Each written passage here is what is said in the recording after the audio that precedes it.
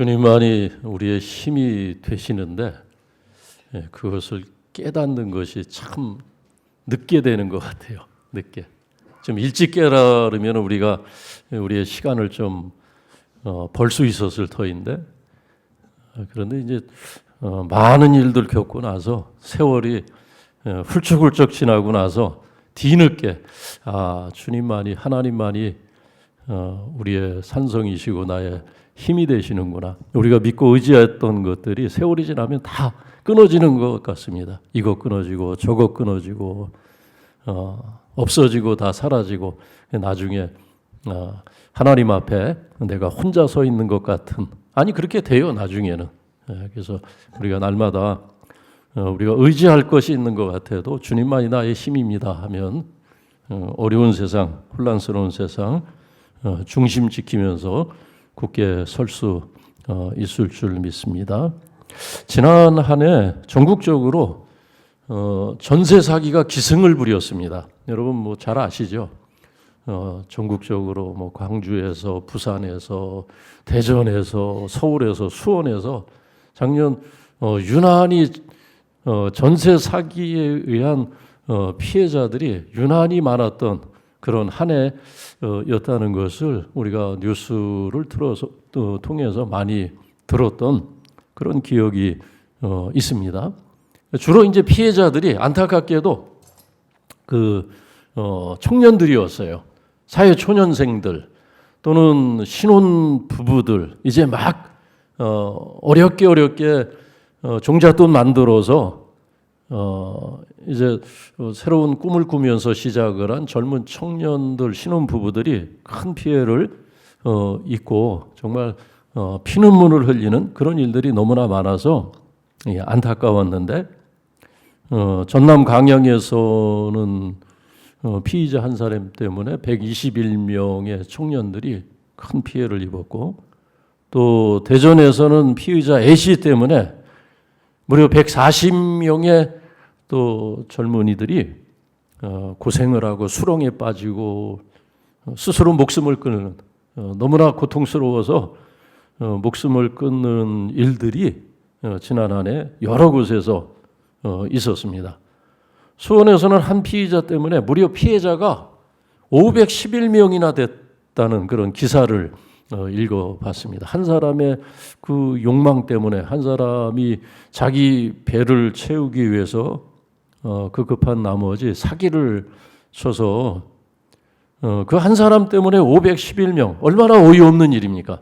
한 사람 때문에 그런 수많은 사람들이 고통을 겪게 된 일들이 이 세상에 참 많습니다. 로마서 5장 12절 말씀 보면은 그런 말씀이 있어요. 한 사람의 죄로 말미암아 모든 사람이 죽게 되었다라는 말씀이 있습니다. 한 사람이 문제예요. 한 사람. 역사가 그래요.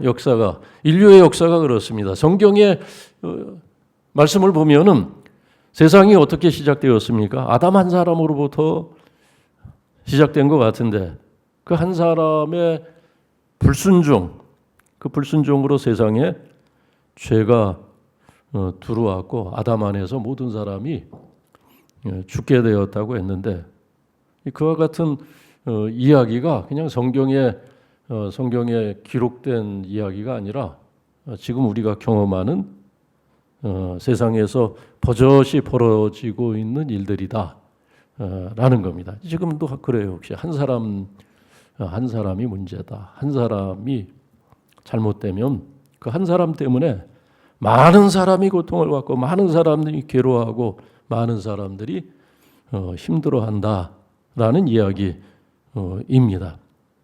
물론 반대의 이야기도 있습니다. 반대의 이야기는 어떤 경우입니까? 한 사람의 희생 때문에 한 사람의 헌신 때문에 많은 사람이 혜택을 받고 많은 사람들이 위로를 받고 많은 사람들이 복을 받는 그런 일들이 또 세상에 많이 있습니다. 지난번에도 말씀드렸던 것처럼 뉴욕의 한 의과대학의 은퇴 교수는 자기 남편이 남긴 10억 달러를 그 학교에 쾌척을 해서 그 의대생들이 졸업할 때까지 다 수업료를 면제받고 좋은 환경에서 혜택을 받으면서 공부를 할 수 있게 됐다는 그런 기사가 있었습니다. 그런 일이 뭐 외국에서만 있는 것이 아닙니다.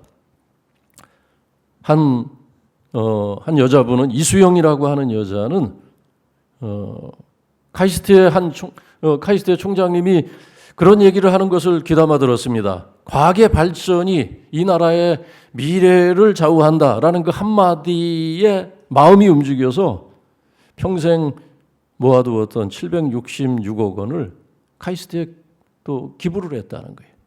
그래서 많은 학생들이 장학금을 받고 좋은 연구 환경에서 연구를 할 수 있게 되었다는 그런 이야기도 있었습니다. 한 사람의 헌신, 수많은 사람들이 혜택을 받았다는 그런 기사가 많이 있습니다. 에레미야서 5장 1절에 보면은 그런 말씀이 있습니다. 너희가 공의를 행하며 진리를 구하는 자 한 사람을 찾으면 이 성을 사하리라 라는 말씀이에요. 너희가 찾아보라는 겁니다. 한 사람. 공의를 행하는 사람, 진리를 구하는 사람 한 사람이 있으면 내가 이 성을 사하겠다. 이 성이 어떤 성입니까? 예루살렘 성이에요. 그러니까 유다 백성들에게 하나님께서 하신 안타까운 말씀입니다. 찾아보라는 겁니다. 근데 그런 사람이 없다는 거예요. 아무리 하나님께서 진리를 구하는 사람, 정의를 행하는 사람이 있나 하나님께서 위에서 살피시는데 그 예루살렘 수많은 백성 가운데 그 한 사람이 없다는 겁니다. 너희가 한번 찾아보라는 거예요. 찾으면 이 예루살렘의 죄악을 사하고 이 성을 하나님께서 구하시겠다고 말씀을 합니다. 그런데 선지자 예레미야는 안타깝게도 하나님께서 그렇게 말씀하셨는데 예루살렘 성이 이방인에 의해서 무너지는, 허물어지고 파괴되고 예루살렘이 멸망하는 모습을 지켜보게 됩니다. 예루살렘이 왜 멸망했을까? 수도가 왜 멸망을 했을까? 제도가 잘못되어서, 그 나라의 제도가 잘못되어서, 또 군대가 약해서, 경제력이 약해서, 백성들이 먹고 살 길이 없어서 멸망을 했을까? 물론 그것도 영향이 있는 것 같기도 합니다. 그런데 성경은 그것 때문이 아니라는 거예요. 무엇 때문이라고 합니까? 한 사람이 없었다는 거예요. 한 사람. 나라가 멸망해 갈 때, 나라가 무너져 갈 때 그것을 막고 일어설 수 있는, 그것을 막아낼 수 있는 한 사람, 진리를 구하고 정의를 행하는 한 사람이 없었기 때문에 성경은 예루살렘 성이 무너졌다고 말씀을 합니다. 어느 시대나 하나님은 늘 한 사람을 통해서 역사하셨습니다. 그 한 사람을 찾았어요.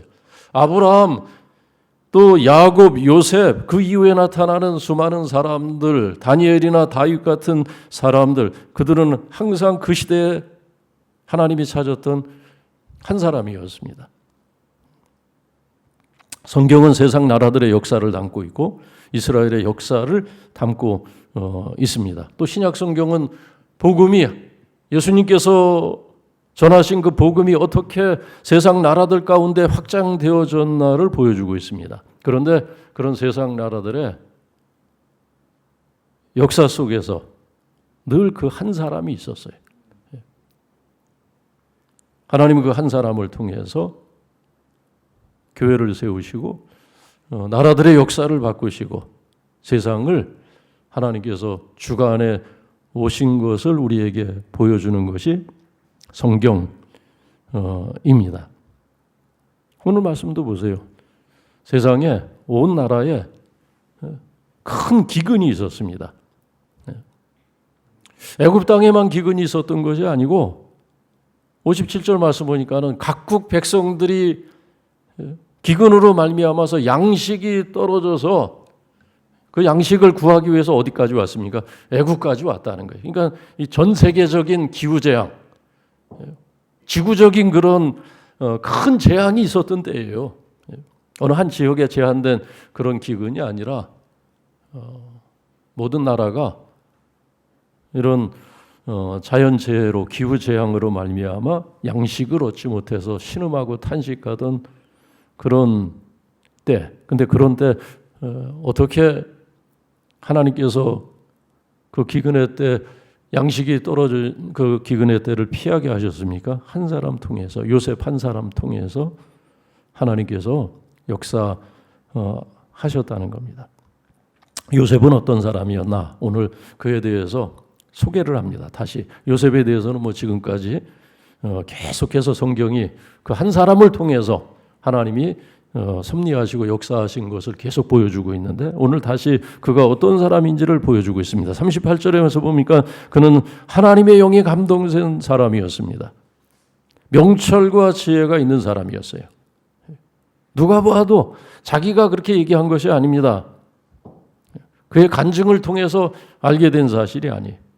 바로가 보니까 요셉은 범상치가 않았던 겁니다. 그가 하는 말, 그가 자신 앞에서 주눅들지 않고 확신에 차서 하는 그의 말에 지혜가 있는 것을 보고 그의 말에 권위가 있는 것을 느끼면서 하나님의 영에 감동된 사람이다. 이와 같은 사람이 어디 있겠나? 애굽 땅에 요셉 같은 사람이 없다는 것을 알고 바로는 요셉을 신뢰를 합니다. 신뢰를 하고 요셉 말고는 다른 대안이 없다는 확신이 들었던 것 같아요. 그래서 그에게 전권을 맡깁니다.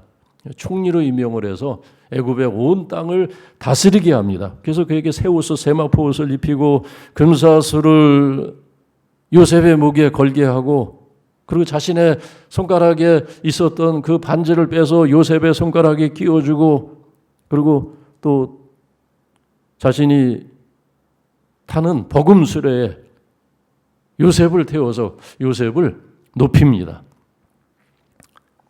오늘 성경 말씀은 하나님께서 이 요셉 한 사람을 통해서 애굽 백성이 재앙에서 기근이라고 하는 7년 기근이라고 하는 이 심각한 재앙에서 구원을 받도록 그렇게 하나님께서 역사하시는 것을 보게 됩니다. 지난주 읽었던 36절 말씀 보니까는 애굽이 망하지 않게 되었다는 거예요. 7년 기근으로 말미암아 그냥 가만히 내버려두었으면은 애굽의 역사가 끝날 수도 있고 애굽 백성들이 양식을 얻지 못해서 기갈하여서 죽게 되었는데 망하게 되었는데 망하지 않게 되었다. 54절 말씀 보니까는 기근이 있었으나 기근이 있었다는 거예요.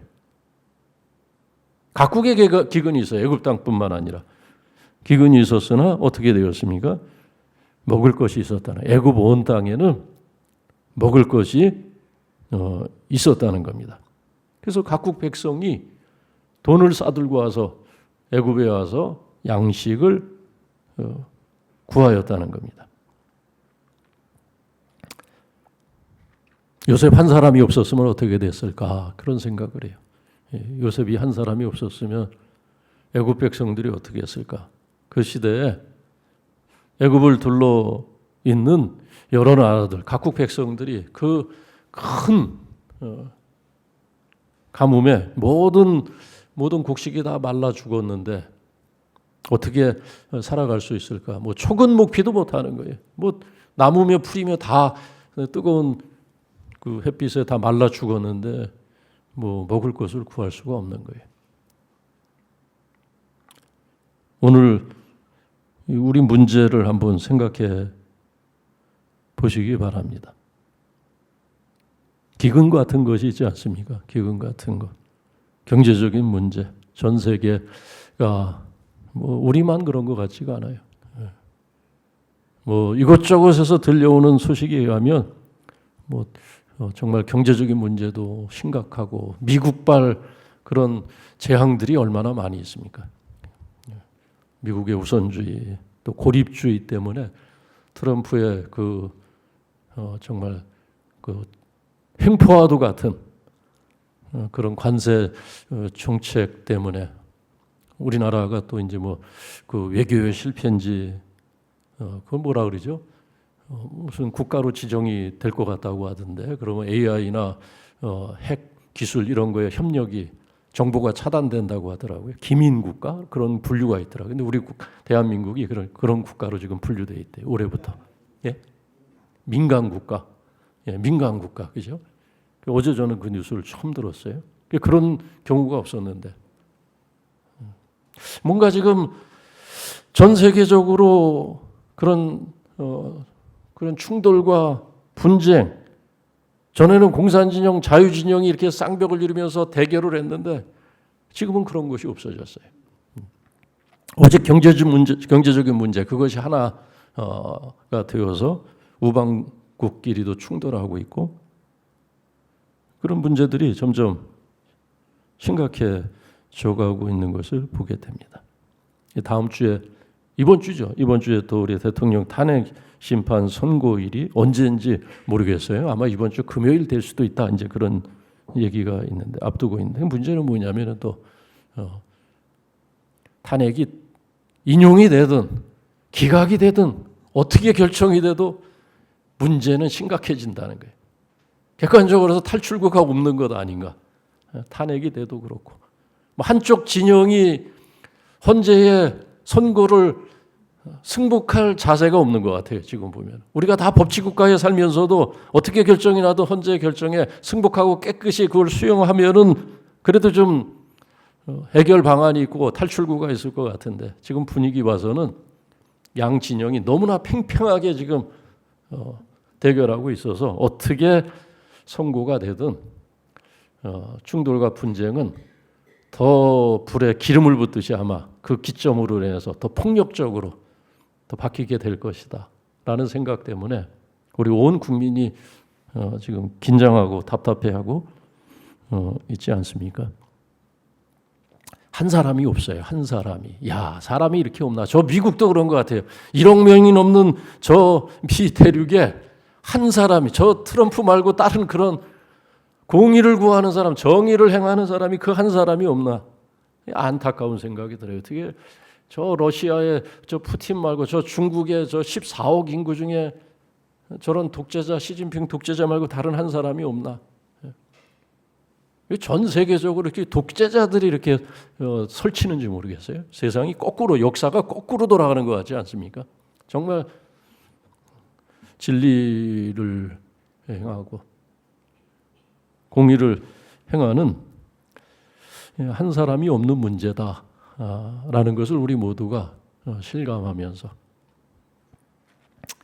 야당에도 없고 여당에도 없는 것 같지 않습니까? 그래서 모든 것, 조각나고 분열된 이 백성의 마음을 회복시키고 치료하고 끌어안고 갈 수 있는 그런 사람이 없어요. 그런 사람 한 사람만 있으면 해결이 되는 것인데, 오늘 우리의 문제는 거기에 있어요. 하나님이 찾는 그 한 사람. 예레미야 시대 때 무너져가는 이스라엘의 그 운명을 지켜보면서 하나님께서 예루살렘 백성들에게 너희 중에 한 사람 찾아내라는 거예요. 정의를 행하는 사람과 옳은 것을 찾는 사람, 다 자기 사유사욕을 쫓아가고 자기 욕망, 자기 배를 채우기 위해서 지도자들이 동분서주하는 그런 모습뿐이지 없다는 거예요. 그 한 사람이. 오늘 우리가 기도해야 될 것은 뭐냐? 여당을 위해서 기도할 것이 아니고 야당을 위해서 기도할 것이 아니라 한 사람 하나님 세워주옵소서. 하나님이 찾으시는 그 한 사람이 이 땅에 나타나게 하여 주옵소서. 가정도 그렇지 않습니까? 가정도 한 사람만 바로 서 있으면 가정도 복을 받는 것 같아요. 자녀가 바로 서 있든지 하나님 앞에서. 그럼 부모들도 변해요. 보니까 부모들도 서로 치고받고 싸우다가 자녀가 바로 서서 자녀가 부모들 끌어안고 하나님 앞에 눈물로 기도하는 가정은 부모들이 바뀌더라고요. 부모들이. 아내가 바로 서 있으면 남편이 바뀌고, 남편이 바로 서 있으면 아내가 또 하나님의 은혜를 받고 가정도 그런 것 같습니다. 가정도 근데 다 똑같았기 때문에 그냥 무너지는 거예요. 다 똑같기 때문에. 교회도 그렇고 교회도 그렇습니다. 교회도 뭐 100명이 모이든 1000명이 모이든 리더들 그 안에 있는 리더들 목장은 목장이 리더 한 사람만 반듯하게 서 있으면은 목장원들은 변화돼요. 결국은 제가 보니까 목장마다 이렇게 관찰해 보면은 목장 리더가 깨어 있는 목장은 목장원들이 부드러워져요. 그러니까 부드러워지고 마음이 활짝 열려서 말씀을 받고 변화되는 것을 봅니다. 교회도 그렇고 가정도 그렇고 나라도 그렇고 그래서 하나님 한 사람 세워주시고 또 나는 교회에서 또 가정에서 가정을 지켜내고 교회를 지켜내는 하나님이 쓰실 수 있는 한 사람 되게 하여 주옵소서. 오늘 하나님께서 이 요셉의 이야기를 통해서 세상에 엄청난 기근이 있었지만은 피할 길을 열어주셨다는 것. 요셉 한 사람의 지혜를 통해서 그렇게 역사하셨다는 것 기억하면서 하나님 앞에 요셉 같은 그런 인물들 이 어려운 때에 세워주시고 이번 한 주 또 한 번 폭풍이 몰아칠 것 같은데 이 폭풍이 불어가는 때에도 그것을 막아설 수 있는 그런 정의와 공의를 행하는 지도자 하나님께서 세워주시고 또 우리의 각자에게 주신 자리에서 우리도 하나님이 쓰시는 한 사람으로 서게 하여 주옵소서. 함께 주님 앞에 제목을 갖고 기도하는 한 주간 되시기를 바랍니다. 살아계신 하나님 아버지 감사합니다. 오늘 한 사람만 찾으면 이 도성을 사하시겠다 말씀하셨는데 하나님이 찾으시는 그 한 사람이 없어 무너졌던 예루살렘처럼 의인 10명이 없어 망했던 소돔성처럼 이 나라의 운명이 그렇게 되지 않도록 하나님 긍휼을 베풀어 주시고 요셉 같은 한 사람 이 땅에 세워 주옵소서. 기근이 심하였지만 애굽 온 땅에 먹을 것이 있었던 일이 우리의 이야기가 되게 하시고 우리 교회의 이야기가 되게 하시고 이 나라의 이야기가 되도록 하나님 이 나라 건져주시고 이 나라 지켜 주옵소서. 이 시간 함께 예배하는 성도들 한 사람 한 사람 가정을 지키는 그 한 사람 되게 하시고 교회를 지키는 그 한 사람이 되도록 우리에게 새 형을 부어주셔서 지혜와 명철이 있게 하여 주옵소서. 예수님의 이름으로 기도하옵나이다. 아멘.